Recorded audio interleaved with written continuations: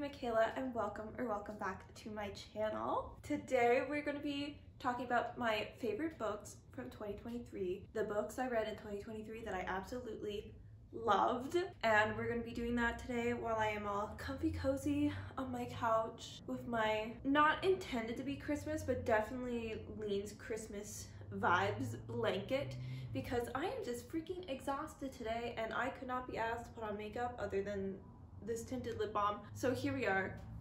This is what we're doing.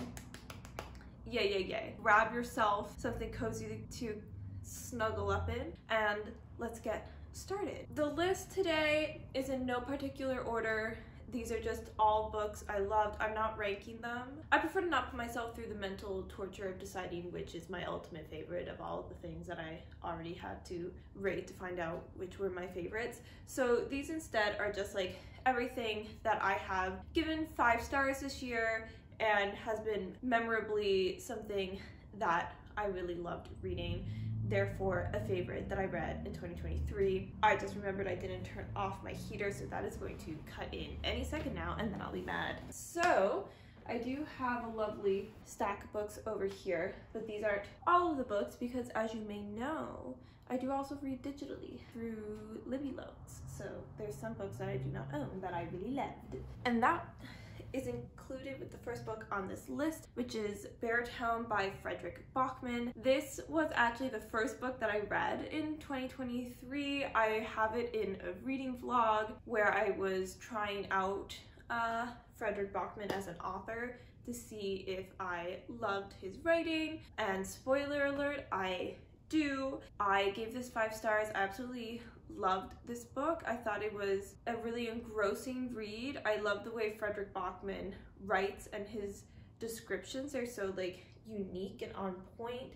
I can't explain it, like, but it just hits me in the right spot, you know? And then also I think it had some really good commentary, a lot of like thought-provoking aspects to the story. I really enjoyed reading that book. It's actually the first book in a series, and I have not gotten around to continuing on in this series yet, but it's definitely something that I'm wanting to do. This book takes place in a really small hockey town where the junior hockey team has a chance to win a big championship thing for the first time in like many years, and so the whole town is kind of really excited about that, and then a tragedy happens and it kind of like spins through that whole experience, and you're jumping around in a lot of character POVs, but I think it works really well. So I was really happy with that book, and it made me so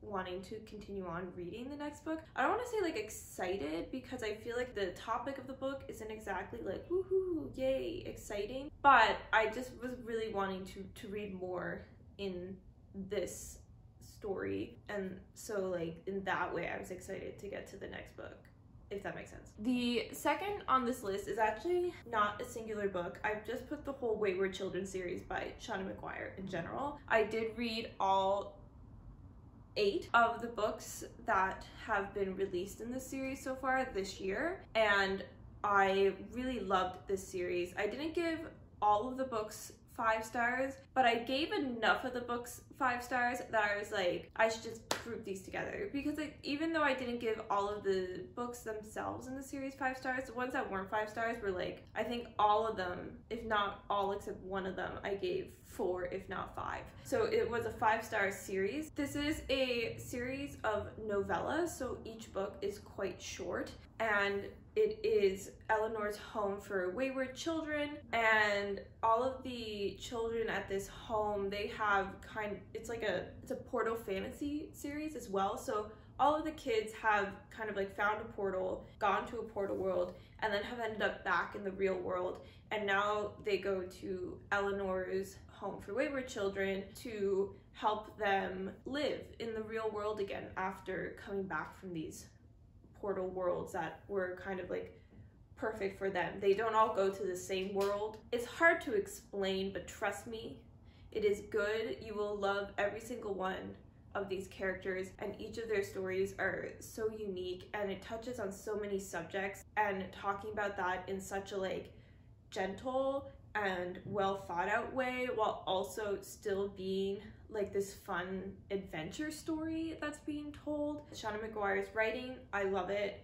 I do find you have to be okay with being confused in the first book because nobody really understands these doors and how you go through them and how they show up and like all of these things and all of this language is being used around it, and it's not really fully explained. And the first time I read Every Heart a Doorway, I was confused, but then when I got to the end of it, I was like, oh, I think I was supposed to be confused. I think that was intended. But personally, I felt like that it was intended to be confusing in a way. But then the more you read, the more you get into it and the more you love it, in my opinion. And I do love it.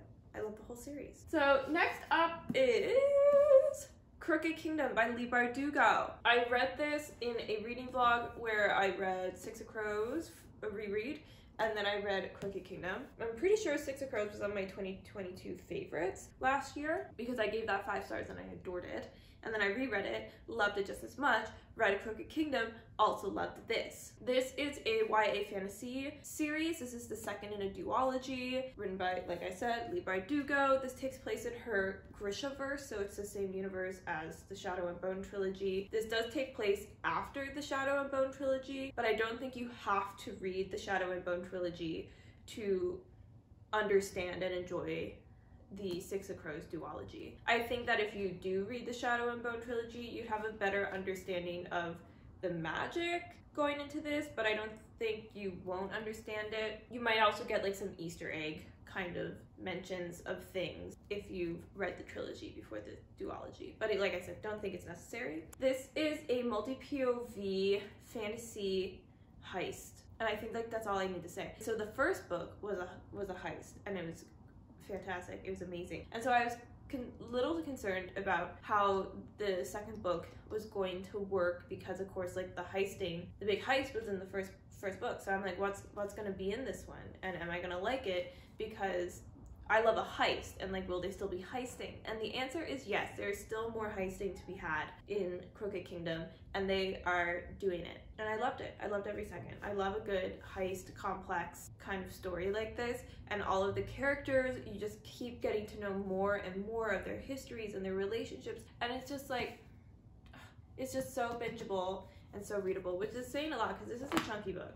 So the fact that I'm pretty sure I read this like very quickly and I loved every second of it, I think says a lot about this. And I do think that this duology is much better than the Shadow and Bone trilogy, personal opinion. We then have Normal People by Salley Rooney, and this one was actually like a surprise for me. I wasn't expecting to really love it, but I did read this kind of just on a whim back in March because I was reading Irish authors, and I was like, I haven't read any Salley Rooney. I've heard so many people love Salley Rooney. I've also heard so many people just not like Salley Rooney at all, so I wanted to see where I landed on the spectrum of liking Salley Rooney. Turns out, based off the one book I've read so far, so further investigation is needed, but so far I really loved it. This is a contemporary fiction, lit fic kind of book, and you're following two people, and I cannot remember their names, I'm sorry. I probably should have looked that up before I started filming or something. Two people, a girl and a boy, and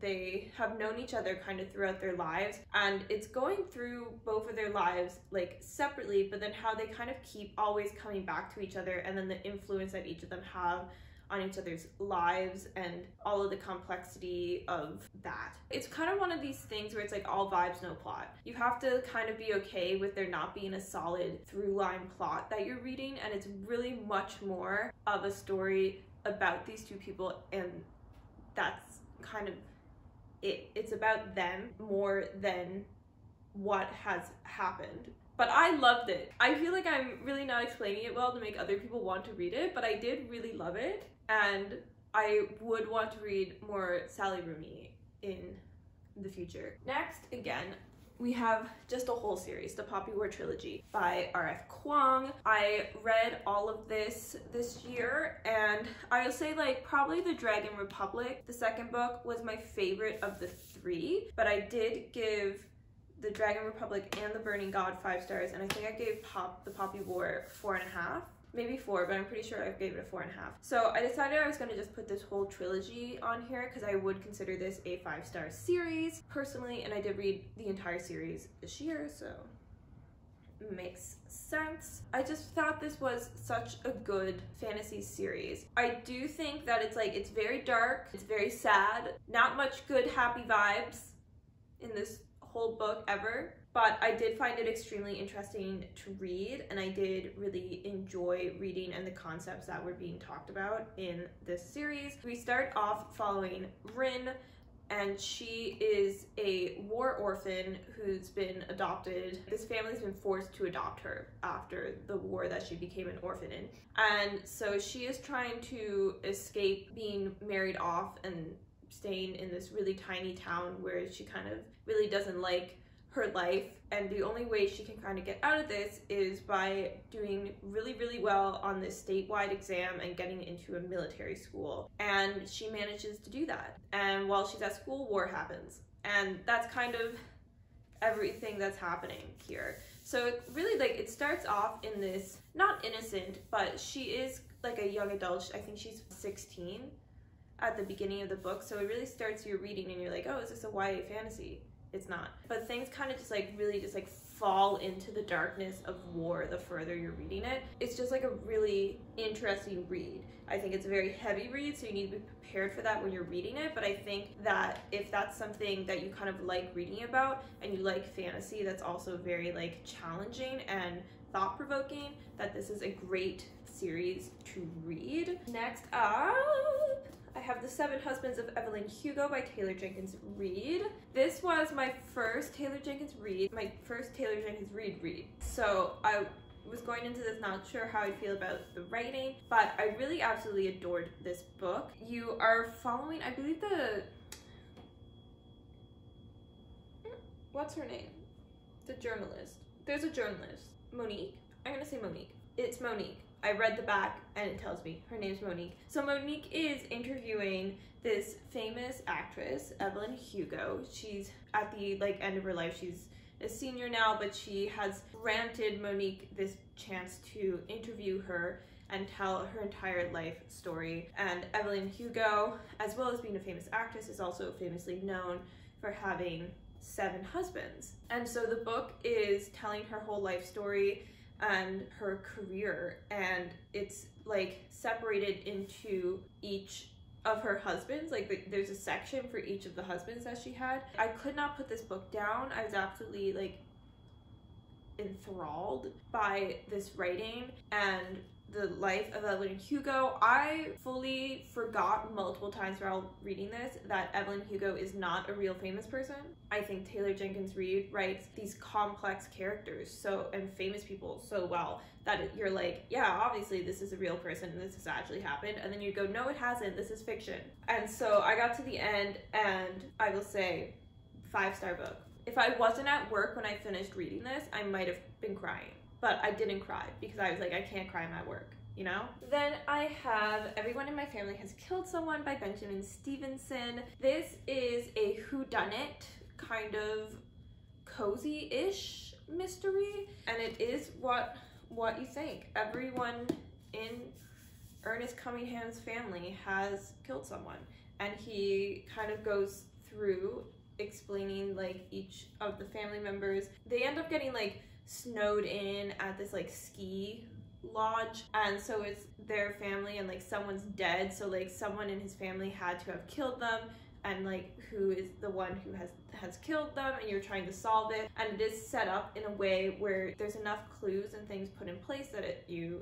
as a reader could be able to solve the mystery. And I just had such a good time with this book. The humor and the writing in this is really dry and sarcastic, and that's exactly up my alley. So I thought this was hilarious. Kind of unexpectedly really loved the way this was written, where the narrator is addressing you, the reader, directly. The whole book is, there's no fourth wall. He knows that you're a reader and you're reading the book because he's writing the book. and telling you the story from this murder and solving it. And that was something, when I first started, I was a little hesitant about that, but then I ended up really loving it, so 5 stars. This is actually now a series, and I'm curious about how it's going to be a series because this really felt like a very strong standalone book. But if there is a second book, I will be reading it because I just really love the writing in this so much, and I'm curious to see where the series is going to go. I also have on my list of favorites from this year, The Man Who Died Twice by Richard Osman. This is the second book in the Thursday Murder Club series by him.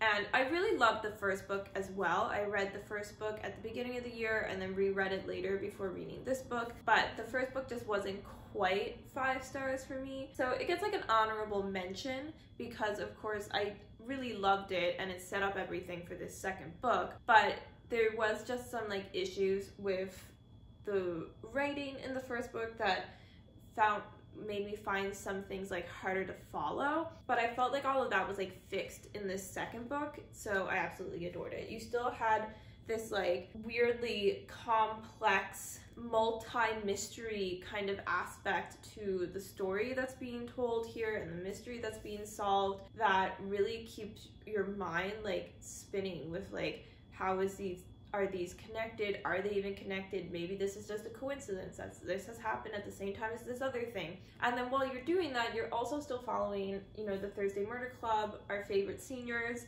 and they're just like such fun, lovable, quirky little characters. And, you know, like how can you read this and not fall in love with Elizabeth, Ron, Ibrahim, and Joyce?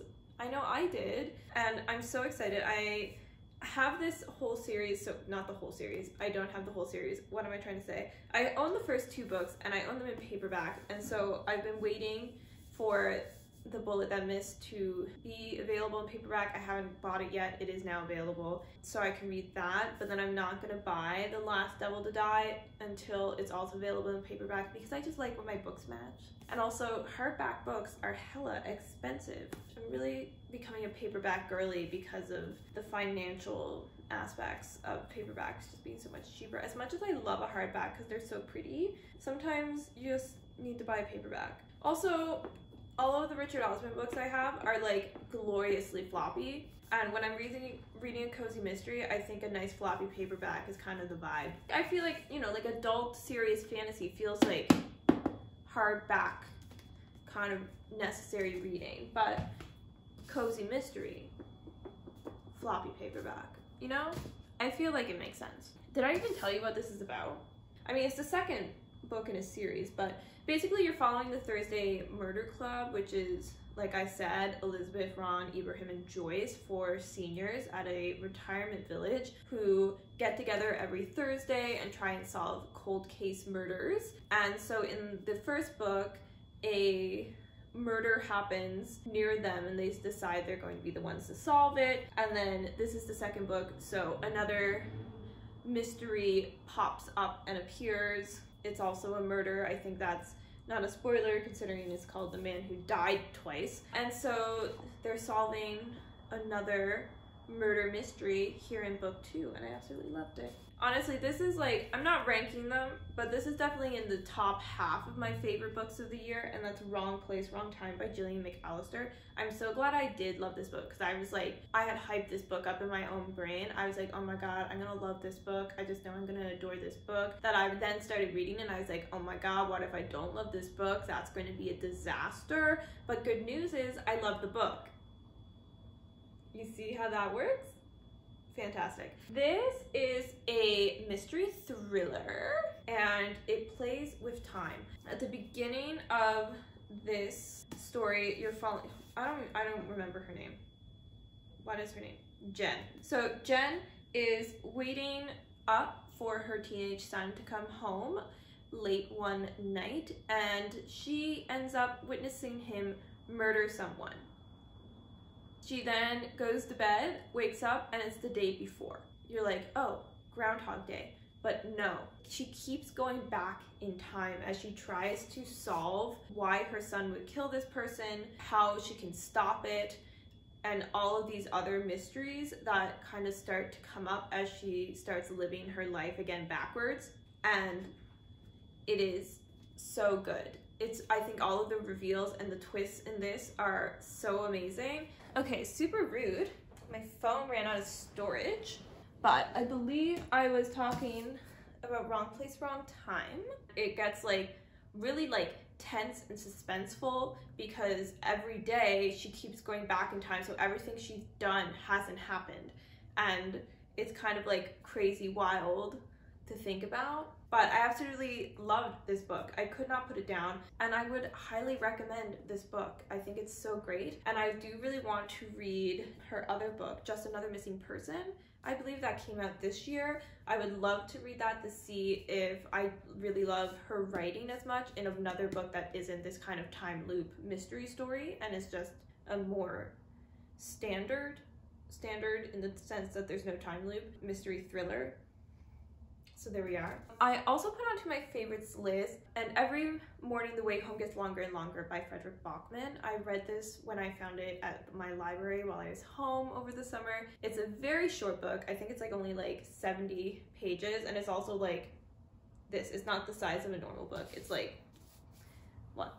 If like this is a normal book, it's a little tiny, and it has little tiny page number and little tiny pages. So you kind of just read it in one sitting, but I really loved it. I thought it was so lovely and touching. It's a tiny little story that tells the tale of how you can lose someone before they're gone. It's the grieving of a loved one as they're losing their memory. And I think the way that it's told really like depicts that experience really well, and I think it's something that a lot of people can relate to. And I think it's just, again, I love Fredrik Backman's writing, so I find it so beautifully written, and I just really enjoyed that little bit of my afternoon that I spent reading it. I just had such a nice time with that story, and then I made all of my family also read it. So there we go. I also put onto the list The Last Olympian by Wayward. This is the 5th and used to be final book in the Percy Jackson and the Olympian series. Obviously now there's a 6th book, The Chalice of the Gods, that's been released this year. But up until before this year, this was the end of this Percy Jackson series, and I thought it was amazing. I think Wayward absolutely nailed writing the final book. I think you really came to the climax and conclusion of all of the character arcs while also coming to the conclusions to all of the storylines, and I think everything wrapped up really well without being too perfect, and there was like a lot of fighting and action that kept you reading without being too repetitive.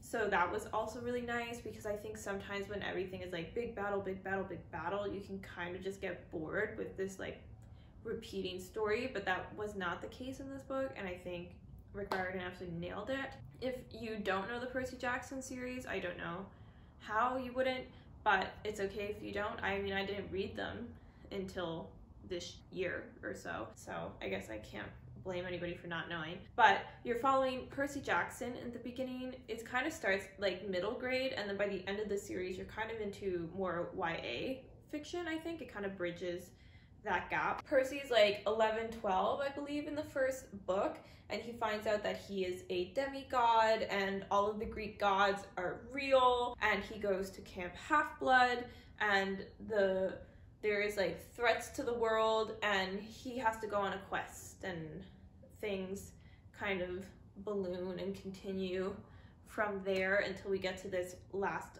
final book, The Last Olympian, and nailed it. I loved it. So my last book on my 2023 favorites list is Wildfire by Hannah Grace. This is the second book in her Maple Hills series. The first book is Icebreaker, which I also did really like, but I did have some problems with the writing in Icebreaker. It sometimes felt a little clunky. I also thought Icebreaker was a tad too long, but I did absolutely adore this book. 5 stars, amazing.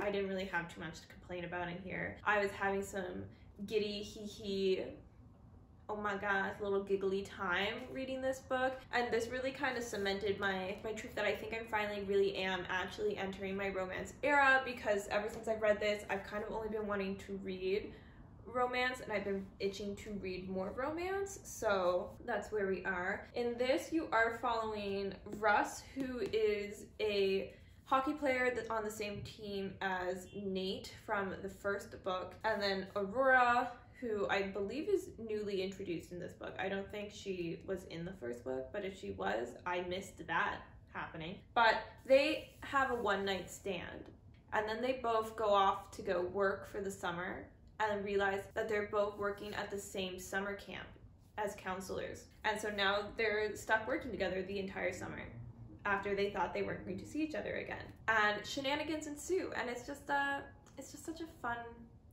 read. I really loved the like summer camp setting instead of the college setting, the same as the first book was. I kind of like that Hannah Gray's like moved it to be somewhere else while still being characters that you kind of know, and having characters from the first book that are also in this book as side characters. They kind of come in and out. I think it did a really good job, and I think it was really fun, and I think the writing was really great, and I loved it. That's all of my favorite books from 2023 that I've read this year. I think I had a really good reading year. Even though these are my 5-star books, I had so many like 4 and 4.5-star books as well, I think, that I read this year. I read 70 books, and I think I liked almost all of them very much, so I really don't have too much to complain about. I would love to know what books you loved this year so that I can read the books you loved and then find out if I also love them. Let me know. If you happen to like this video, make sure to give it a like, give it a little thumbs up. If you happen to like me, consider subscribing. I'd be happy to have you. And with that, I will see you in the next one. I hope you're having an amazing day today. Bye-bye.